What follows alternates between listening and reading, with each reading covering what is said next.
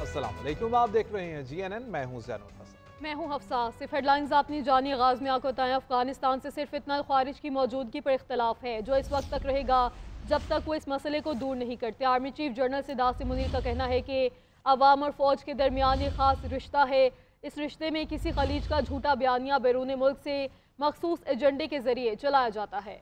कहा कि हमारी पॉलिसी सिर्फ और सिर्फ पाकिस्तान है, खुदा न ख्वास्ता रियासत नहीं तो कुछ भी नहीं, रियासत है तो सियासत है। आर्मी चीफ ने कहा कि इंसान खता का पुतला है, हम सब गलतियां करते हैं, गलतियों को ना मानना और उनसे सबक ना सीखना उससे भी बड़ी गलती है।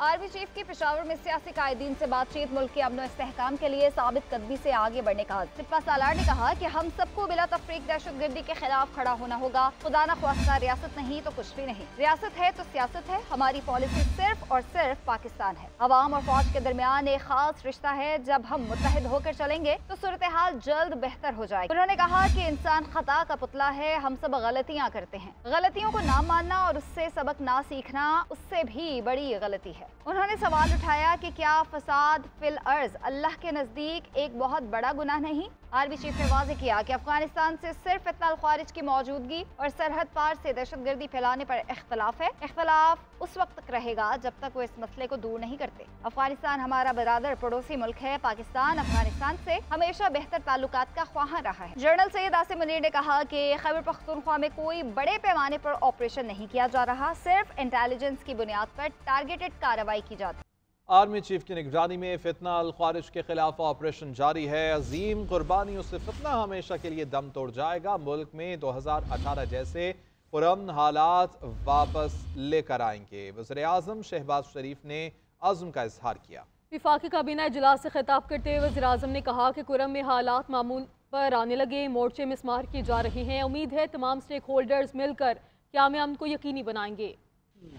फितना अल ख़वारिज के ख़िलाफ़ जो अफवाज पाकिस्तान ने आर्मी चीफ की सरबराही में जो एक ऑपरेशन शुरू कर रखा है उसमें दिन रात कार्रवाइयाँ हो रही हैं। यकीनन इसमें बड़ी बेशबहा कुर्बानियाँ दी जा रही हैं। इन्हीं कुर्बानियों के नतीजे में इंशाअल्लाह ये फितना अल ख़वारिज हमेशा के लिए दम तोड़ जाएगा। पंजगुर के मुकाम पर पाक ईरान सरहद पर नई क्रॉसिंग का आगाज़ हो गया है, तो उससे मैं समझता हूँ कि कानूनी तजारत को इंशाअल्लाह फ़रोग़ मिलेगा और स्मगलिंग है उसकी रोकथाम में मज़ीद उसमें कामयाबी हासिल होगी। अपने बरादर मुल्क ईरान का भी शुक्रिया अदा करता हूँ कि जिन्होंने इसमें ताउन किया और ये नई क्रॉसिंग हमारी उसका आगाज हो गया है। कुरम में अल्हम्दुलिल्लाह हालात नॉर्मल हो रहे हैं। तो वहाँ पर मोर्चे जो कायम किए गए थे वो मुस्मार किए जा रहे हैं और इंशाअल्लाह आइंदा ये वाक़या दोबारा न होने की पूरी इंशाअल्लाह कोशिश करेंगे। आगे बढ़ते हैं। आपको बताएं वफाकी वज़ीर एहसन इकबाल का कहना है कि मसला अल-कादिर ट्रस्ट का नहीं 190 मिलियन पाउंड का है। रकम हुकूमत के खजाने में नहीं आई, खजाना किसने लूटा। पाकिस्तान के गरीबों का पैसा खाकर अल-कादिर ट्रस्ट के पीछे नहीं छुप सकते। इस्लामी टच 190 मिलियन पाउंड की चोरी के केस में नहीं चलेगा। इन्होंने मुल्क को दिवालिया करने में कोई कसर नहीं छोड़ी। इनका लीडर हमें कहता था कि रसीदें दिखाओ और इसकी अपनी रसीदें जाली निकली। पीटीआई से इंतखाबी निशान किसी ने नहीं छीना, पीटीआई ने खुद अपना निशान खुद से छीना है। इन्होंने अभी कहा कि मईशत दुरुस्त नहीं हुई। अगर आपके ख्याल में मईशत की दुरुस्तगी ये है कि आप मईशत को दिवालिया करके मुल्क की माली खुद मुख्तारी दाव पे लगा दे तो फिर ये मईशत की दुरुस्तगी आप ही को मुबारक है। ये वो नालायक हैं, ये वो नाअहल हैं जिन्होंने पाकिस्तान की कौमी एयरलाइन का बेड़ा गर्क किया। इन्होंने कहा कि तोशा खाना केस और अल-कादिर केस हम पे झूठा बनाया गया है। लीडर सारी दुनिया से कहता था कि रसीदें दिखाओ। जब अपनी रसीदें तोहफों की दिखाने की बारी आई, जाली निकली। उन जाली और बोगस रसीदों का जवाब दे दें तो आपको कुछ नहीं कहा जाएगा और फिर अल-कादिर यूनिवर्सिटी के पीछे छुपोगे। इस्लामी टच इस चोरी के ऊपर नहीं चलेगा। इनको जवाब देना पड़ेगा। 64 अरब रुपए पाकिस्तान के कहाँ गए। सेनेटर शिबली फराज कहते हैं कि तोशाखाना हो या साइफर केस कुछ साबित नहीं हुआ। तासुर दिया जाता है कि बानी पीटीआई ने 190 मिलियन पाउंड खाए हैं। एक पैसा बानी और बुशरा बीबी के अकाउंट में नहीं आया। एनसीए ने इस मामले को खुफिया रखने का कहा। केस बनना था तो पूरी काबीना पर बनता। सेनेट में खिताब के दौरान कहा कि बल्ले का निशान छीनने से मुल्क को नुकसान पहुंचा। 1 साल में सियासी इस्तेहकाम आया, ना ही मैशत बेहतर हुई। मुल्क को एशियन टाइगर बनाने वालों ने गीदड़ बना दिया। पाकिस्तान की सबसे बड़ी सियासी जमात पाकिस्तान तहरीक इंसाफ से उसका इंतखाबी निशान छीना गया। दरअसल पाकिस्तान के उन करोड़ों लोगों को डिसइंफ्रेंचाइज करने की एक कोशिश की जिसकी ना नज़ीर मिलती है, जबकि दूसरी तरफ और कई ऐसी पार्टीज थी जिन्होंने के अपने इलेक्शंस भी नहीं कराए थे, उनको 20-30 हज़ार रुपए जुर्माना देकर वैलिडेट कर दिया गया। मुआशी अदम इस्तेहकाम है, वो अपनी जगह पे कायम है, जिसकी मुख्तलिफ सूरतें देखने में आती हैं कि जब हुकूमत प्राइवेटाइज करना चाहती है तो PIA को तो एक गाहक आता है, जब इस्लामाबाद के आउटसोर्सिंग की बात होती है तो वो भी एक बंदा एक पार्टी आती है। ये रिफ्लेक्ट करता है कॉन्फिडेंस इन पाकिस्तान। शर्म आती है कि ऐसे ऐसे मुकदमात जिस भौंडे तरीके से एक्स प्राइम मिनिस्टर को ह्यूमिलिएट करने की कोशिश की गई, ये इसके 100% शरीक थे, क्योंकि ये अल्टीमेट बेनिफिशियरी हैं। चूंकि मकसद था इमरान खान को नुकसान पहुंचाना, इंतकाम में इतने अंधे हो गए। उसको किस चीज की सजा दी जा रही है? एक पैसा एक धेला इमरान खान या बुशरा बीबी के अकाउंट में नहीं आया, न वो आना था। चेयरमैन PTI बैरिस्टर गौहर कहते हैं हुकूमत से डील नहीं डायलॉग हो रही है। 190 मिलियन पाउंड केस का फैसला मौखर होने का मुज़ाकरात से कोई ताल्लुक नहीं। मुतालिबात तहरीरी तौर पे हुकूमत को देंगे। मेज पर जो भी बैठेगा उससे बात करेंगे। बानी की रिहाई के मुतालबे से पीछे नहीं हटेंगे। टाइम जजमेंट अनाउंस करने में ताख़ीर हो जाती है, 1-2 तारीखें सम टाइम पड़ती है, लेकिन इस मरतबा तो अदालती अमले ने हमें यही इन्फॉर्म किया था कि फ़ैसला सुनाया जाएगा और फ़ैसला 11 बजे सुनाया जाएगा।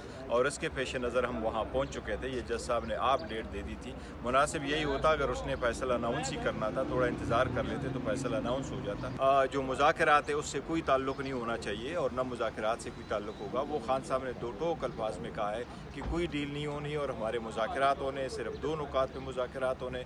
16 को इंशाअल्लाह ताला मुज़ाकरात होंगे, हम जाएंगे भी और हम इन राइटिंग मुज़ाकरात में अपने मुतालबात देंगे भी।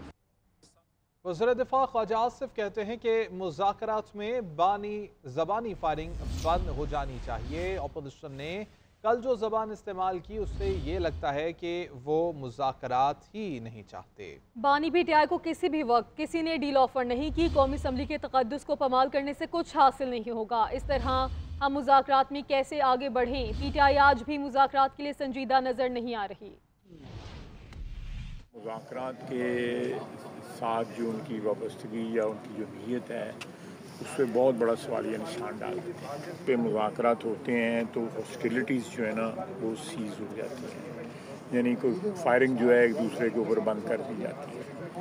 इन्होंने कल जो हंगामा किया है और जिस किस्म की ज़बान इस्तेमाल की है, मेरा ख्याल है उससे बिल्कुल अयां है कि ये मुज़ाकरात एक स्मोक स्क्रीन है। इमरान खान को किसी ने किसी वक्त भी जो है डील ऑफ़र नहीं की।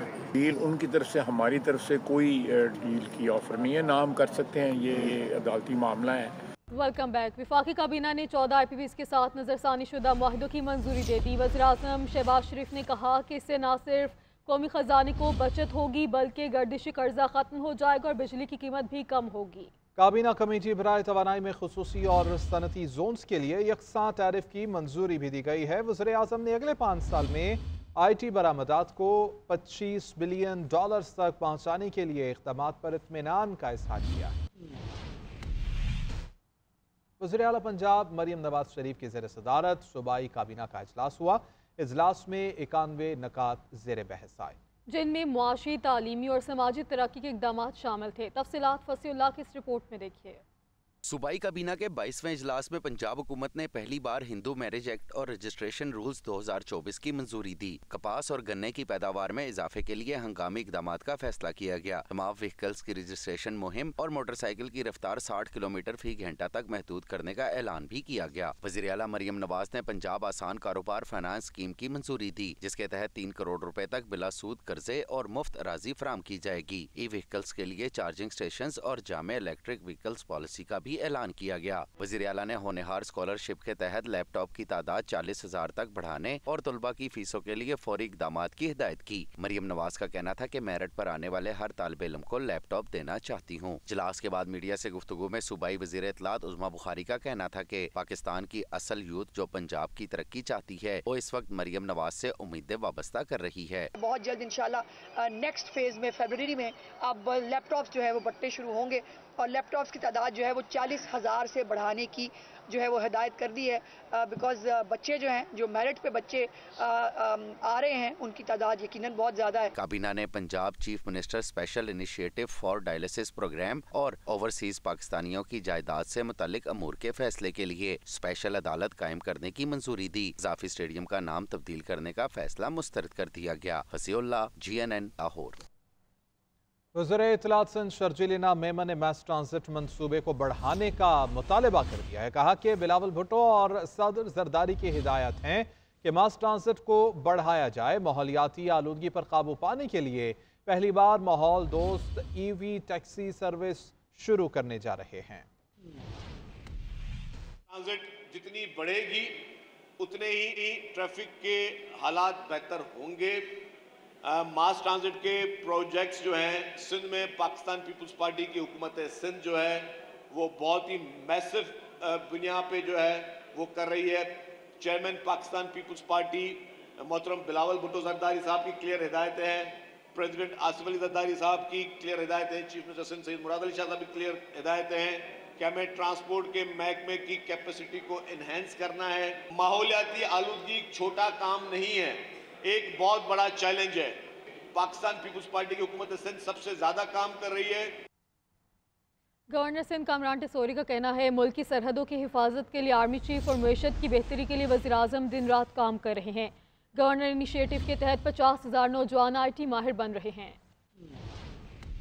हमारे army chief general Asim Munir साहब इस वक्त जिन कोशिशों में कोशा हैं, चाहे वो सरहदी हिफाजतें हों, दुश्मन ममालिक को मुंह तोड़ जवाब देना हो और साथ साथ माशी इस्तेहकाम के लिए वो भी गामजन है, तो फिर हम सब का भी फ़र्ज़ है कि अगर वज़ीर आज़म पाकिस्तान, सदर ममलिकत और हमारे आर्मी चीफ जब मुल्क की खिदमत के लिए पेश हैं और चाहते हैं सभी कि पाकिस्तान जो है वो तरक्की करे, तो इसीलिए हमने भी इस गवर्नर हाउस में उन तमाम चीज़ों का तकारीब का एहतमाम किया जिससे इस सूबे में एक ऐसी फ़िज़ा कायम हो सके जिससे माशी इस्तेहकाम भी आए और माशरती इस्तेहकाम भी आए। सेनेट की कायमा कमेटी दाखिला में काला जादू करने वालों को सजा के बिल के तौर पर तवील बहस की गई। बिल की मुहर्रिक बलोचिस्तान से रुकन सेनेट समीना मुमताज़ जहरी हैं। उनका ये कहना है कि काला जादू करने वाले इंतहाई गैर कानूनी और गलीज काम में मुलव्वस हैं।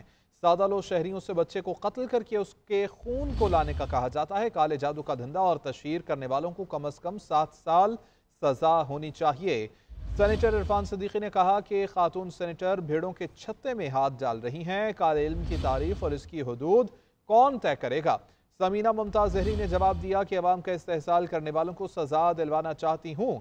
कमेटी चेयरमैन ने बिल पर इस्लामी नजरियाती काउंसिल की एडवाइस लेने का इंदिया दे दिया। अभी आपको बताएं कि कुरम में अमन मुआहिदे पर अमल दरामद जारी है। शाखुरनोश पर मुश्तमिल 25 गाड़ियों का काफिला पारा चनार पहुँच गया। मजीद तफसीलात जान लेते हैं नुमाइंदा GNN शाहिद हुसैन से। जी शाहिद। मैं मौजूद हूँ पारा चनार शहर में। यहाँ पे तकरीबन 25 गाड़ियों पर मुश्तमिल तिजारती जो काफिला कन्वाई है वो पहुँच चुके पारा चनार शहर। टल हंगू के रास्ते में जो तकरीबन 160 से ज़्यादा गाड़ी रुकी हुई थी, लेकिन यहाँ पे पारा चनार सिर्फ 25 गाड़ियों की जो कन्वाई थी वो पहुँच चुकी है, जिसमें चीनी, घी और सब्जियां शामिल हैं। मेडिसन, गैस सिलेंडर और पेट्रोल की गाड़ियां नहीं शामिल थी।